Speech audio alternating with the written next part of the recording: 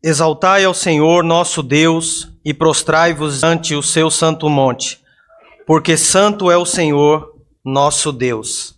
Amém. Com este salmo eu quero saudar os irmãos com a graça e a paz do nosso Senhor Jesus Cristo. Amém.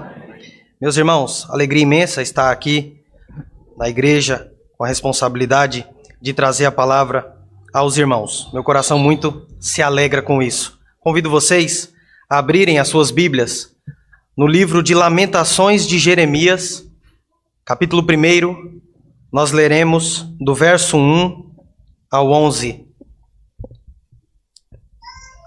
Lamentações, capítulo 1, do verso 1 ao 11.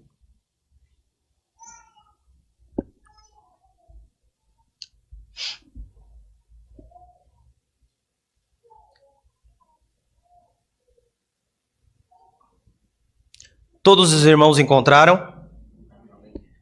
Farei a leitura, peço que os irmãos olhem com atenção o que a palavra de Deus nos diz. Esta é a palavra de Deus inspirada, portanto, vamos recebê-la com fé, vamos lê-la com toda a reverência e atenção.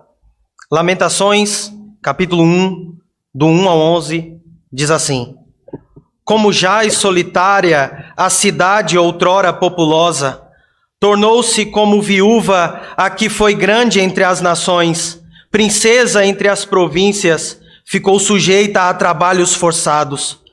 Chora e chora de noite, e as suas lágrimas lhe correm pelas faces.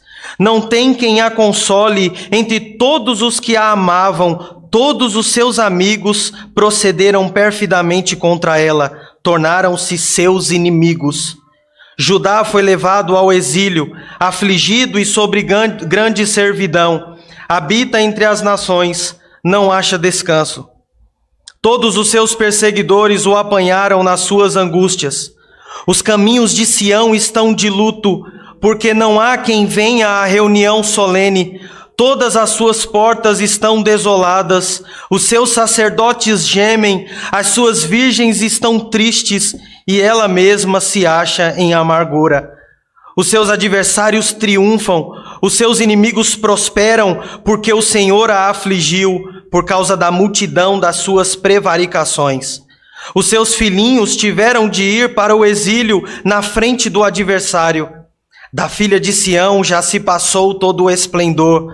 Os seus príncipes ficaram sendo como corços que não acham pastos e caminham exaustos na frente do perseguidor. Agora, nos dias da sua aflição e do seu desterro, lembra-se Jerusalém de todas as suas mais estimadas coisas que tivera dos tempos antigos, de como o seu povo caíra nas mãos do adversário, não tendo ela com quem a socorresse, e de como os adversários a viram e fizeram um escárnio da sua queda.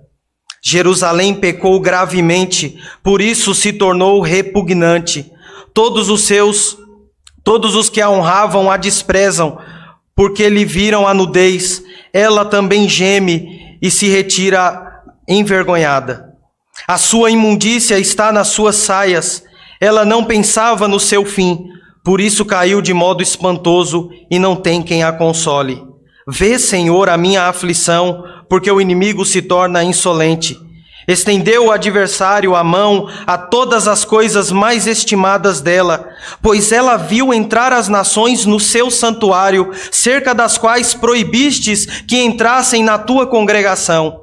Todo o seu povo anda gemendo e à procura de pão. Deram eles as suas coisas mais estimadas a troco de mantimento para restaurar as forças.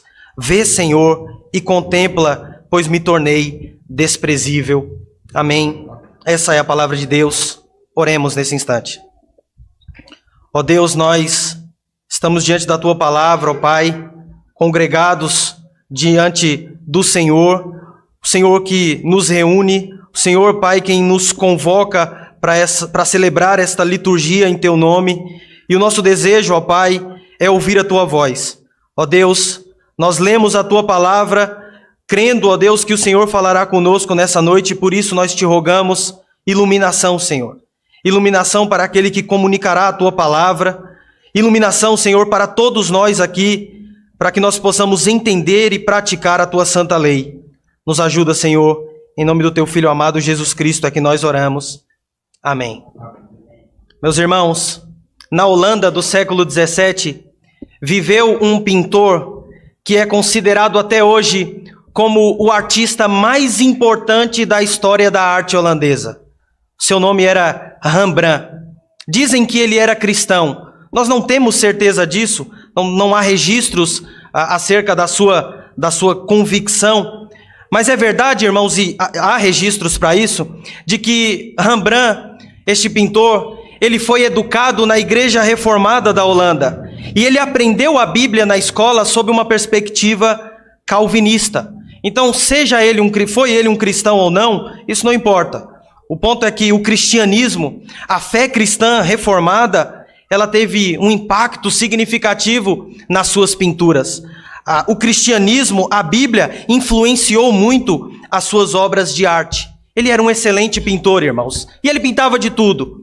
Ele pintava retratos para os seus clientes. Ele pintou vários autorretratos. Rembrandt gostava muito de pintar cenas do cotidiano, pessoas em suas tarefas comuns do dia a dia. Mas o que ele mais gostava de pintar e o que tornou ele mais famoso foram as suas pinturas de cenas da Bíblia.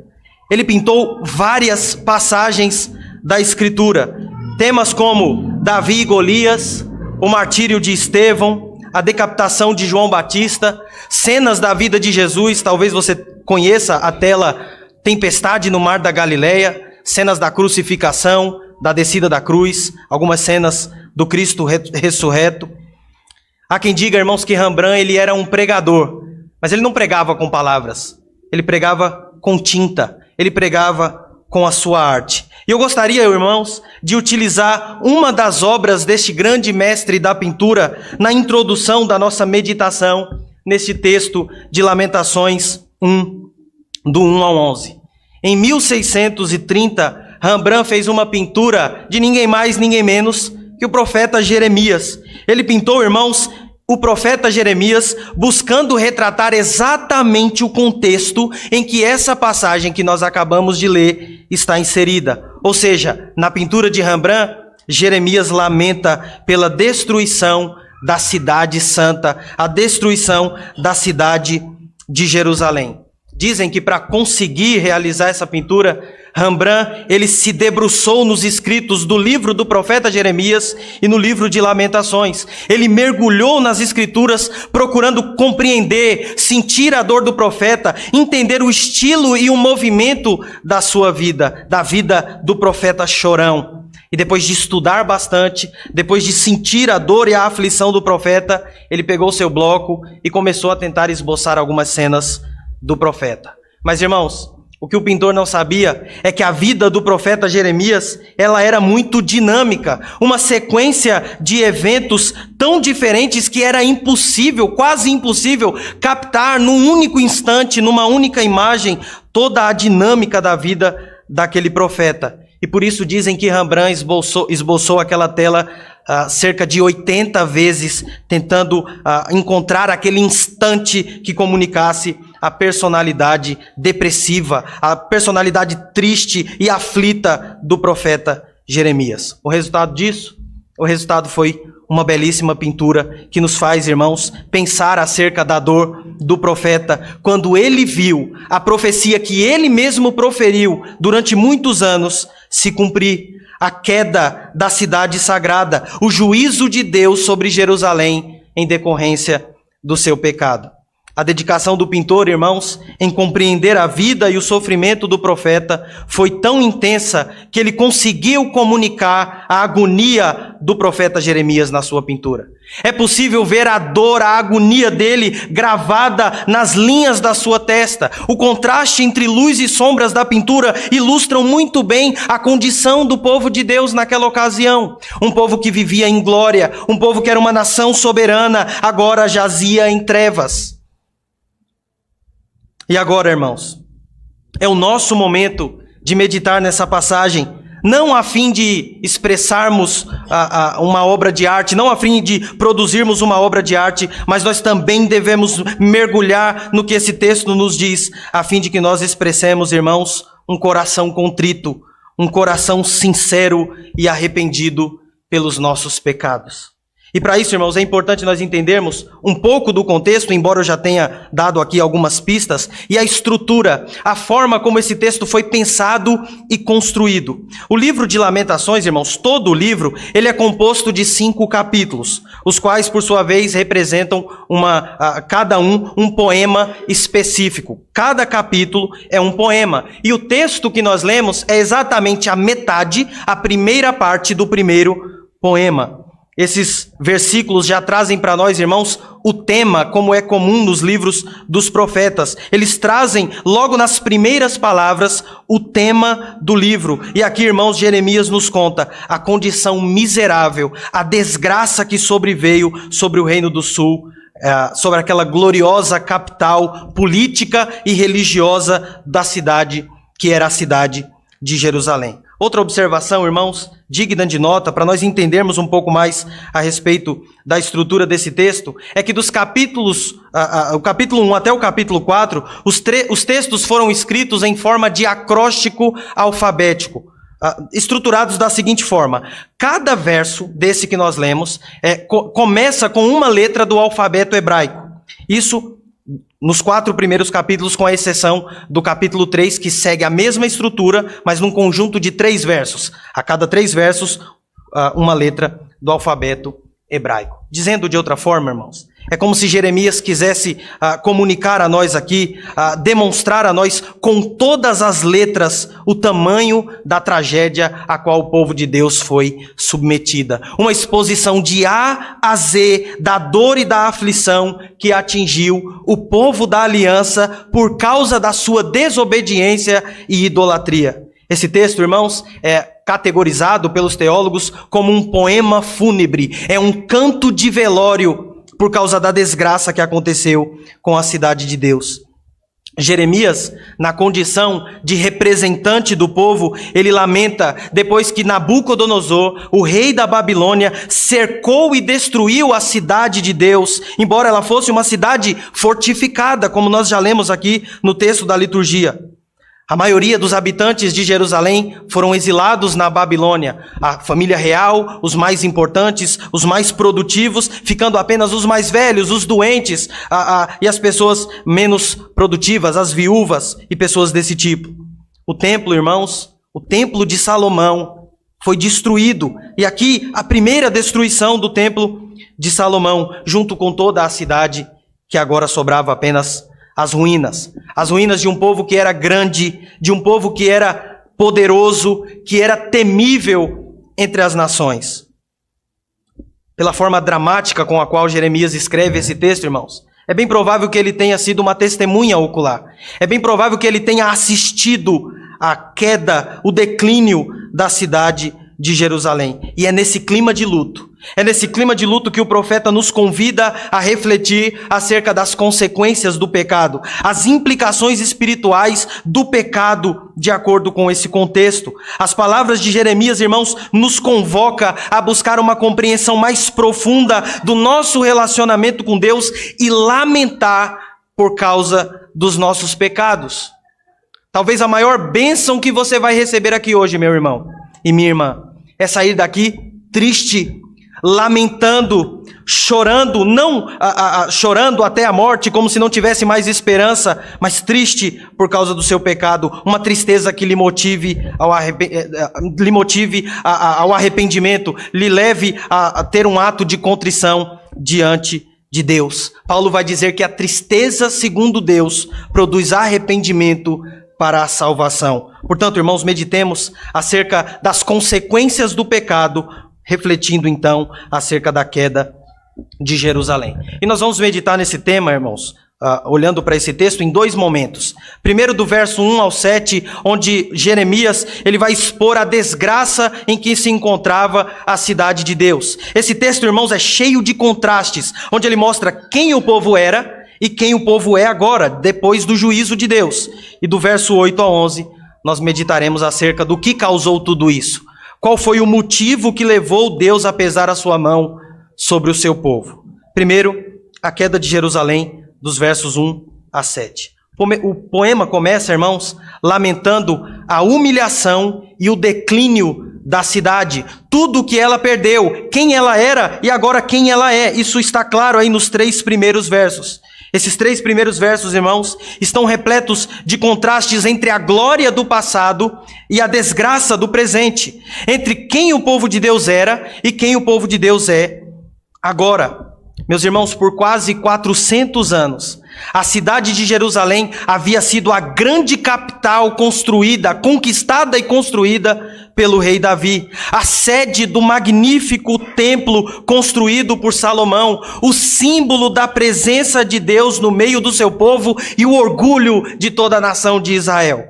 Esse fato resultava, irmãos, num grande fluxo de pessoas em Jerusalém. Jerusalém é uma cidade que entrava e saía pessoas o tempo todo, todo dia.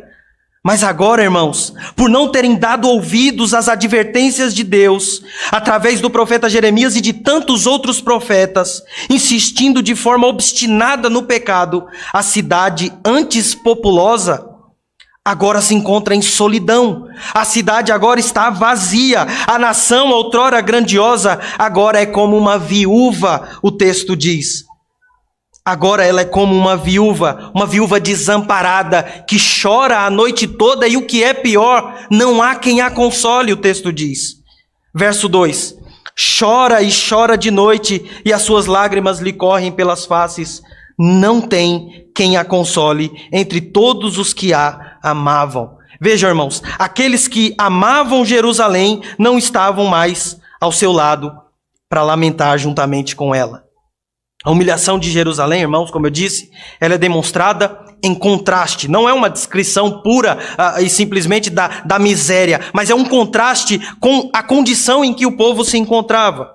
A intenção do profeta, irmãos, não é simplesmente fazer essa descrição da miséria, mas é mostrar, irmãos, o declínio do povo de Deus.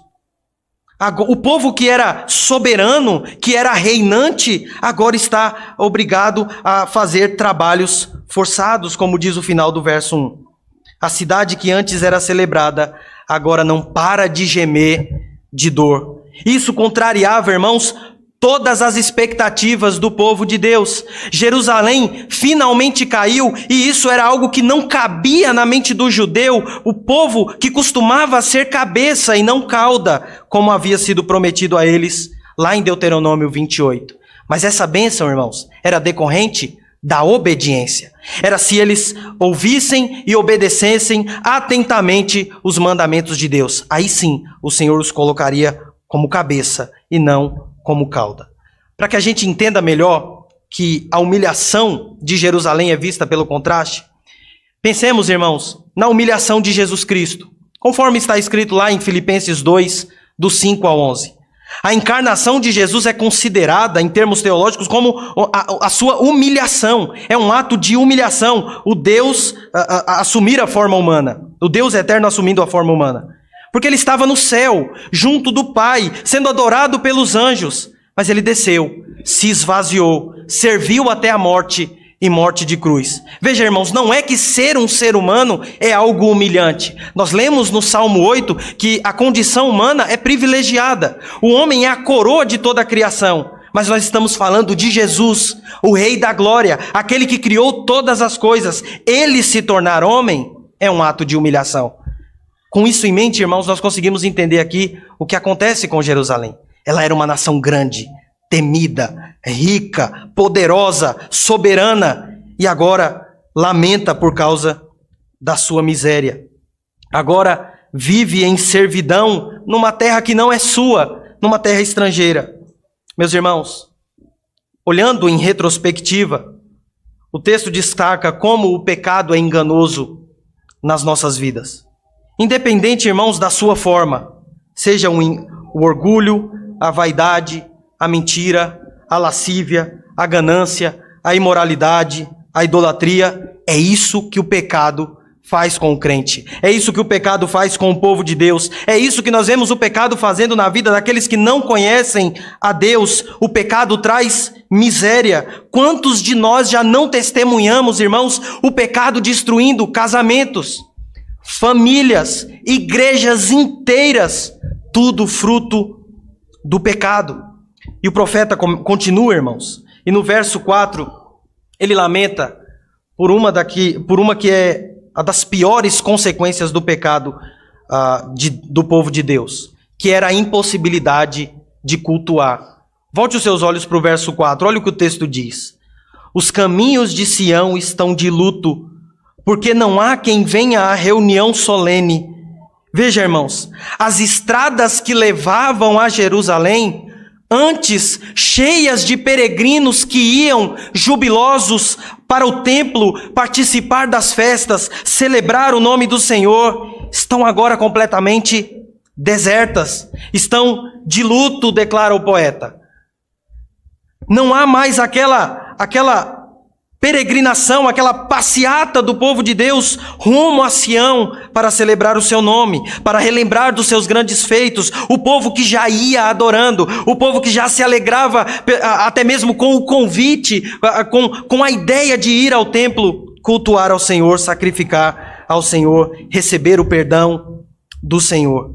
As portas do templo, irmãos, elas vibravam de atividade. As portas do templo, irmãos, eram os lugares onde aconteciam as principais transações oficiais e comerciais. Elas ficavam abarrotadas de peregrinos, cheias de gente entrando e saindo, mas aqui os portões estão desolados. E desolação aqui, irmãos, transmite tanto a ideia de abandono e ausência de pessoas, quanto um sentimento de luto, de tristeza profunda, de infelicidade. Os sacerdotes também expressam a sua aflição. O texto diz que eles gemem, verso 4 ainda. Não apenas por terem perdido a sua fonte de renda, não apenas por terem perdido o seu trabalho sagrado, o seu trabalho ordenado, mas também, irmãos, por terem perdido a esperança de Deus realizar os seus propósitos.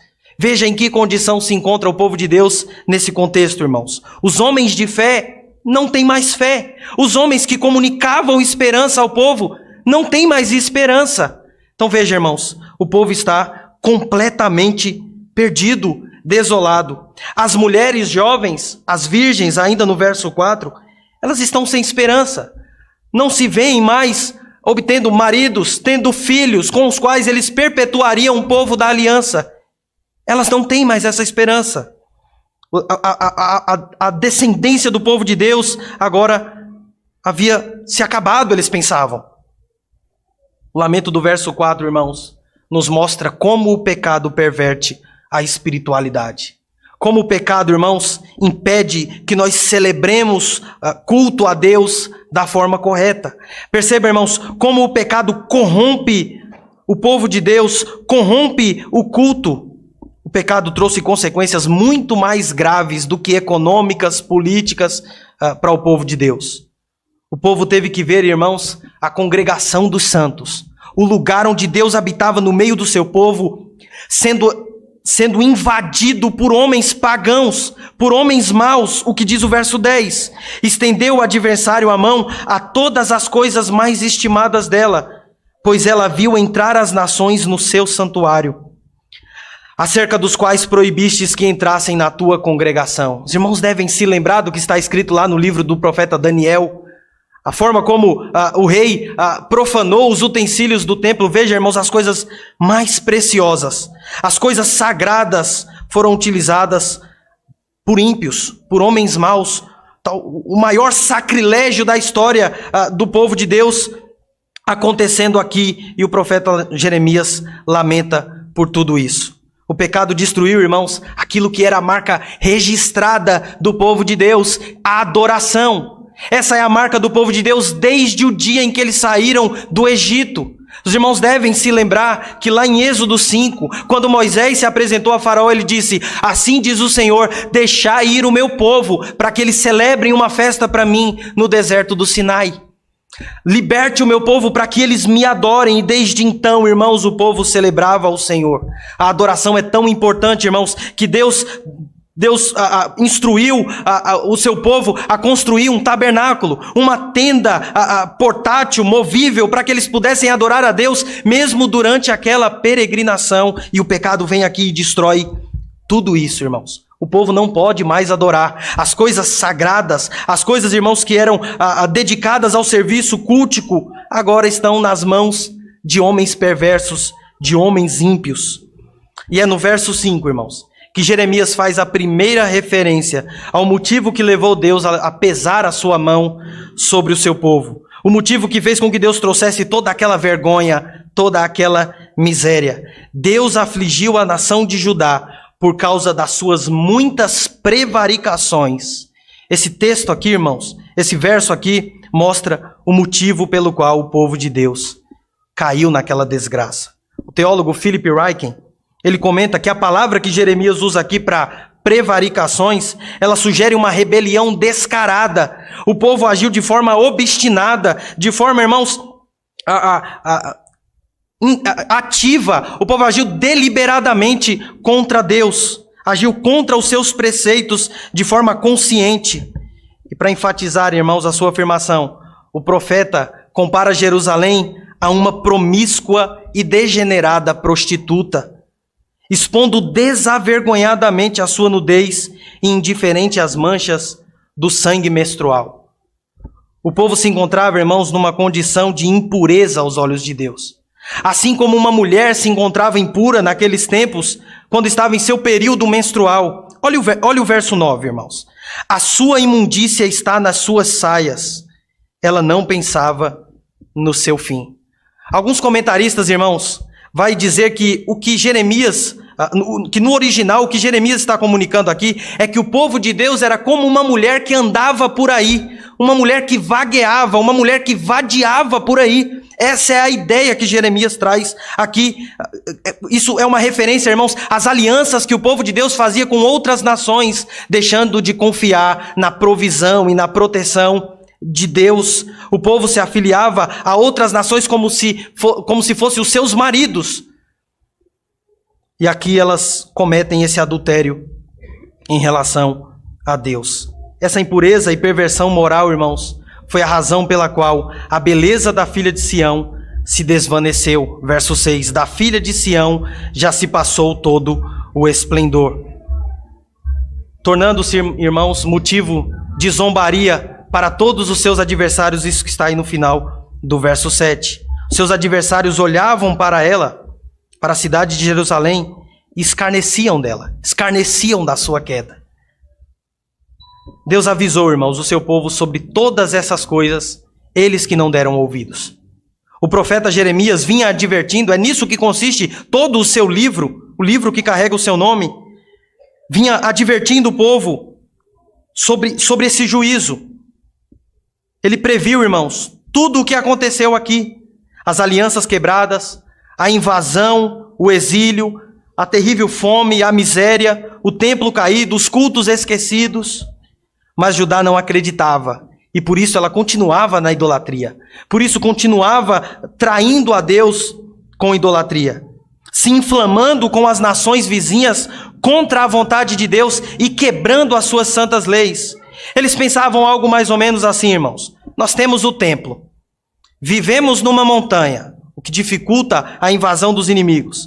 A arca está sob nossa posse. Quando estamos com ela, não perdemos as batalhas. Nós plantamos e colhemos. Como, pois, seremos destruídos? Jeremias é louco. Joga esse homem na cisterna. Bate nele. Joga ele, amarra ele num toco. Porque esse homem, ele está louco. Eles estavam, irmãos, enganados. Assim como nós, muitas vezes, estamos enganados por pensarmos muitas vezes que Deus não se importa com o que nós fazemos, com os pecados que cometemos, só porque a nossa vida aparentemente vai bem, só porque as coisas que nós planejamos, as coisas que nós fazemos parecem prosperar. Não é, irmãos, porque nós temos uma vida aparentemente piedosa, compromissada com as coisas do Senhor, que Deus se esquece dos nossos pecados, ignora os nossos pecados.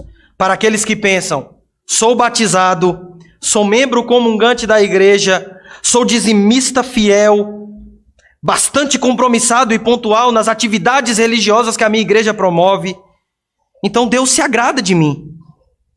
Não importa o que eu faço, os pecados que eu cometa. Deus não está me castigando, então eu não fiz nada de errado. Veja, irmãos, se pensarmos assim, estamos mais perto da queda do que nós podemos imaginar.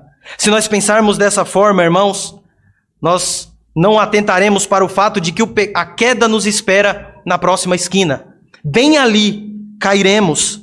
Essa era a atitude do povo. O povo não conseguia conceber aquilo que o profeta Jeremias estava dizendo. Eles pensavam, nós plantamos, Deus dá chuva para nós colhermos o fruto do nosso trabalho. Como que Deus está irado contra nós? Jeremias é louco. Eles não perceberam, irmãos, que as consequências do seu pecado, da sua desobediência, estavam cada vez mais perto deles. E então, nos versos de 8 a 11, Jeremias termina essa primeira parte do poema, mostrando qual foi a causa da queda de Jerusalém. E a causa, irmãos, foi o pecado. Embora ele já tenha indicado a causa no verso 5, as muitas prevaricações, é aqui nos versos 8 a 11 que ele começa a lamentar amargamente que foi o pecado e a desobediência do povo que trouxe o juízo de Deus sobre eles. E diante daquela agonia tão intensa, irmãos, parece que o povo de Deus começa a tomar consciência do seu pecado. O povo clama aqui, sendo representado pelo profeta Jeremias. Final do verso 9. Vê, Senhor, a minha aflição, porque o inimigo se torna insolente. Final do verso 11. Vê, Senhor, e contempla, pois me tornei desprezível. São nesses versos, irmãos, que o tema da culpa pelo pecado começa a ser examinado mais de perto. O verso 8, Jeremias, ele vai dizer que Jerusalém pecou gravemente e por isso ela foi repudiada por Deus, ela se tornou repugnante. E na sequência, o verso 9, o texto novamente compara o povo de Deus a uma mulher. Veja, irmãos, os irmãos já devem ter percebido que Jeremias usa essa figura da mulher para representar o povo de Deus. Antes da queda de Jerusalém, o povo era como uma princesa entre as nações, entre as províncias. Final do verso 1. Após a queda e devido à sua miséria, o povo é comparado a uma viúva que chora a noite toda, parte B do verso 1 e o verso 2. E agora, irmãos, ela é comparada a uma mulher adúltera, uma mulher impura. Jerusalém, antes personificada na figura de uma mulher honrada, digna, reinante, respeitada pelas nações, agora passa a ser vista como uma mulher vulgar, como uma mulher desonrada, desprezada, violentada, impura diante dos seus adversários. Irmãos, esse é um dos temas teológicos mais importantes da Bíblia.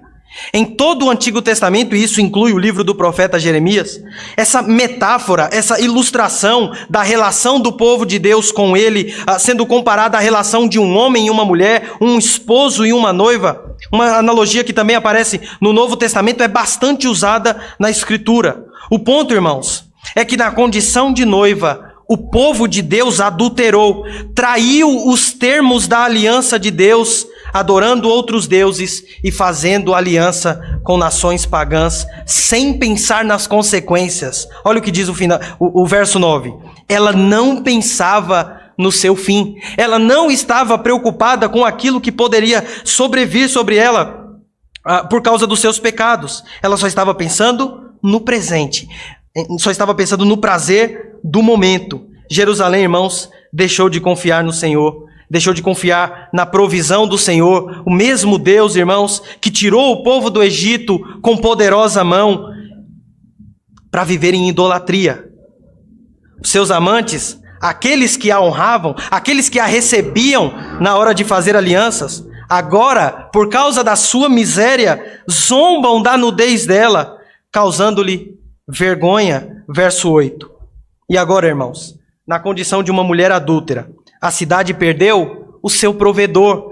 A cidade perdeu quem a sustentava. Não tem mais quem lhe traga o alimento. O que resta agora é dar tudo o que tem em troca de mantimento. Verso 11. Todo o seu povo andava gemendo e à procura de pão. Deram as suas coisas mais estimadas a troco de mantimento. Meus irmãos, para que a gente entenda o tamanho da humilhação de Jerusalém aqui, nós estamos falando de um povo que Deus fez chover comida para eles comerem no deserto. Esse povo agora não tem mais o que comer. As criancinhas, Estão aqui desamparadas, o texto vai dizer. Elas não têm mais o que comer. As pessoas agora se entregam a trabalhos forçados somente para ter com que recobrar as suas forças, o verso 11 diz. Veja, irmãos, essa é a condição miserável em que se encontra o povo de Deus quando Deus trouxe juízo sobre a sua nação. Olhar para a história de Jerusalém, irmãos, é olhar para a nossa própria história. O sofrimento causado pelos nossos pecados, irmãos, é terrível. Quando nos deixamos enganar pelo pecado, irmãos, ele nos leva à humilhação. O mesmo pecado que nos seduz, que nos promete, é o mesmo, irmãos, que nos torna vergonhosos depois que nós caímos, que demos ouvidos à tentação.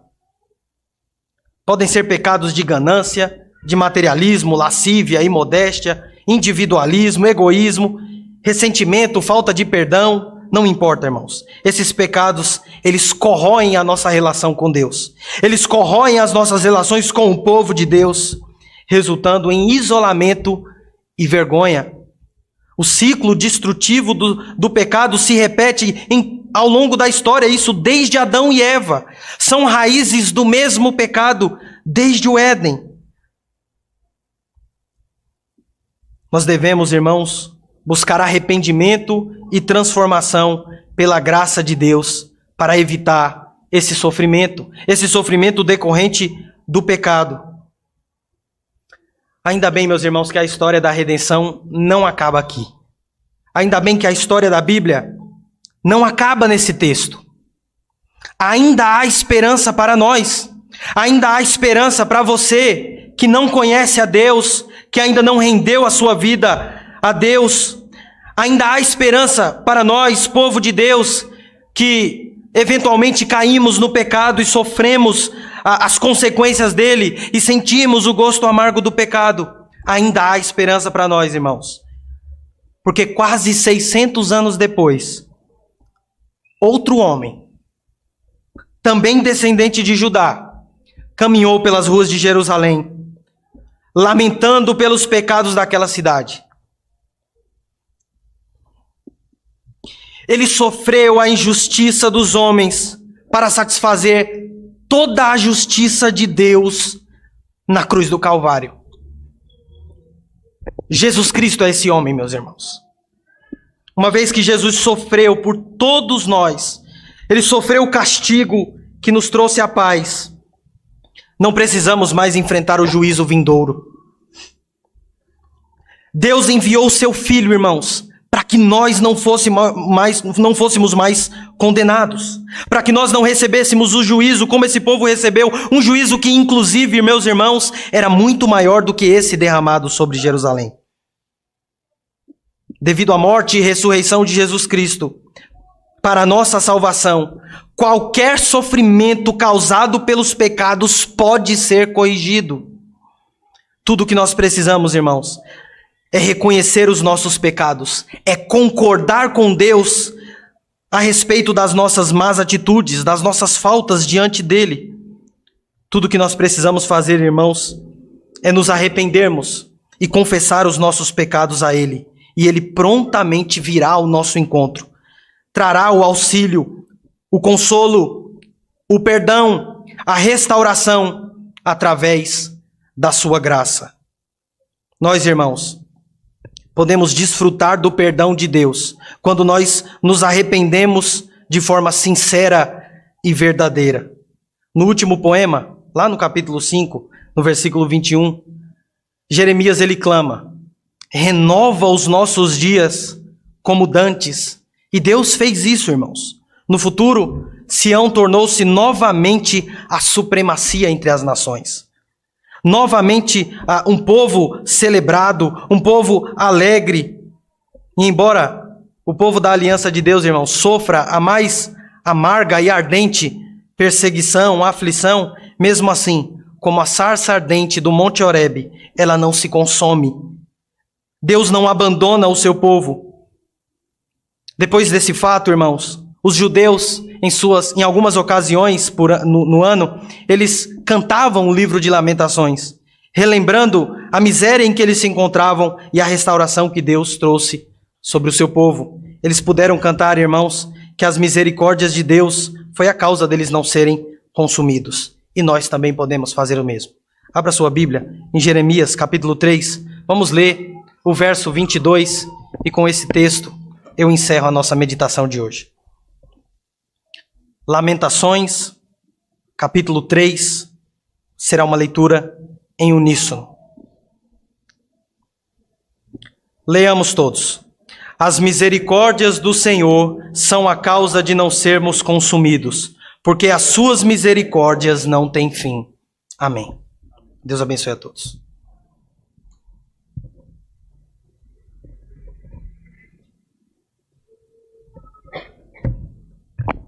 Irmãos, eu convido a igreja a se colocar de pé para cantarmos juntos o hino de número 67, hino 67, Coração Quebrantado.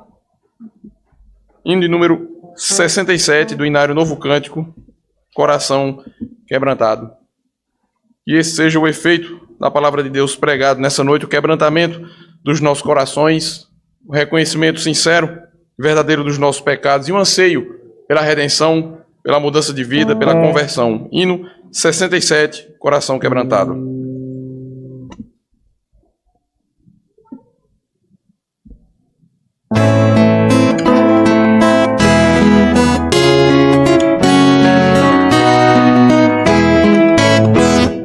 Sonda-me, ó Deus, pois vês meu coração. Prova-me, ó Pai, te peço em oração. De todo mal, liberta-me, Senhor.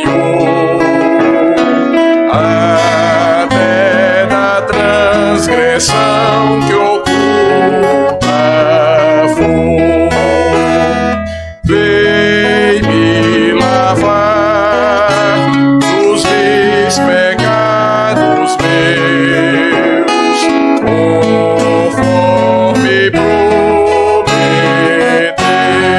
meu bom Deus, faz-me arder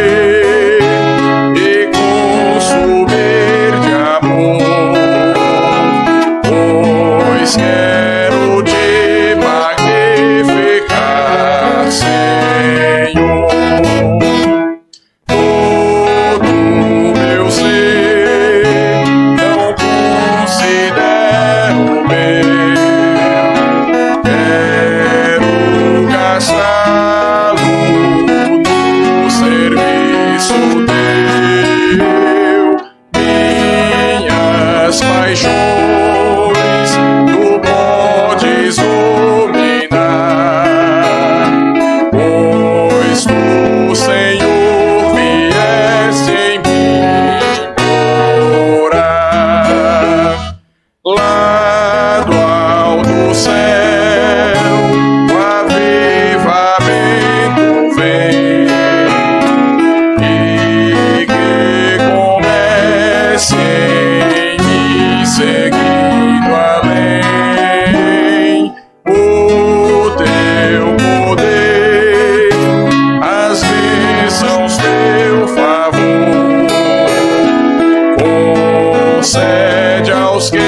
são Deus, ó Pai de amor.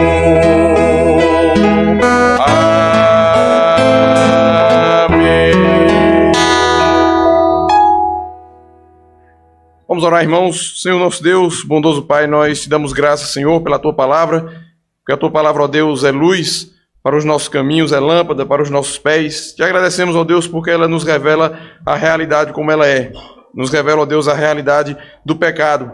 Nos revela, ó Deus, as consequências do pecado, de como o pecado, ó Deus, desola a criação que outrora foi feita pelas Tuas mãos de forma bela, de forma soberana, de forma altaneira. Reconhecemos, ó Deus, essa realidade e pedimos que, por meio do Teu Espírito Santo, nós possamos, ó Deus, ser diariamente, constantemente recriados, refeitos a imagem do teu Filho amado, nosso Senhor Jesus Cristo. Aquele que veio, ó Deus, para desfazer as obras do diabo. Aquele que veio, ó Deus, para refazer a tua criação, mediante, ó Deus, a sua vida exemplar, mediante, ó Deus, o seu sacrifício vicário, mediante a obra do Espírito que Ele enviou sobre nós. Pedimos, ó Deus, que isso seja realidade no meio do teu povo, nos restaura, nos recria diariamente a imagem do teu Filho. É o que nós te pedimos e agradecemos em nome de Jesus. Amém.